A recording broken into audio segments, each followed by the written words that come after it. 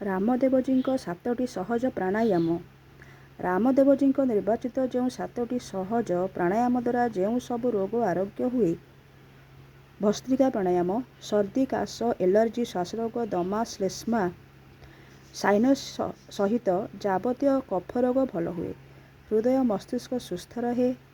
Thyroid tonsil ରୋଗ ଦୂର ହୁଏ। କପାଳଭାତି ମସ୍ତିଷ୍କ ମୁଖମଣ୍ଡଳର ଶ୍ରୀବୃଦ୍ଧି କରାଏ। କଫ ଶ୍ୱାସ ସାଇନସ୍ ଦମା ଏଲର୍ଜି ପ୍ରଭୃତି ନିରସନ ହୁଏ। ମସ୍ତିଷ୍କ ଫୁସ୍ଫୁସ୍ ହୃଦୟ ସୁସ୍ଥ ରହେ।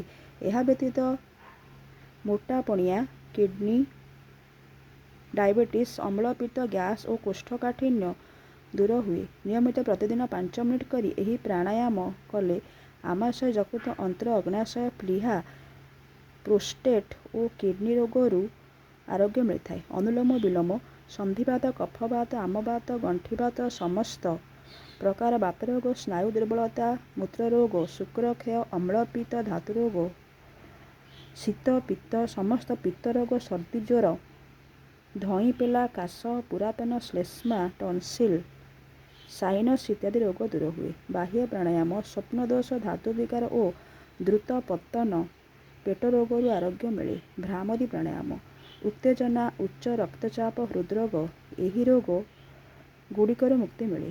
ଉଦ୍ଗ୍ରୀବ ଓଁକାର ଜପ ଏହି ପ୍ରାଣାୟାମ ମନରେ ଏକାଗ୍ରତା ଆଣି ଶୋଇବା ବେଳେ କଲେ ସୁଖ ନିଦ୍ରା ଆସେ। ଦୁଃସ୍ୱପ୍ନରୁ ମୁକ୍ତି ମିଳେ। ଉଜ୍ଜାୟୀ ପ୍ରାଣାୟାମ ସର୍ଦ୍ଦି କାଶ ଗଳଗଣ୍ଡ ଥାଇରଏଡ୍ ବିକୃତି ଟନସିଲାଇଟିସ୍ ଦମା କ୍ଷୟକାଶ ଅନିଦ୍ରା ଘୁଙ୍ଗୁଡ଼ି ଇତ୍ୟାଦି ନିରାମୟ ହୁଏ।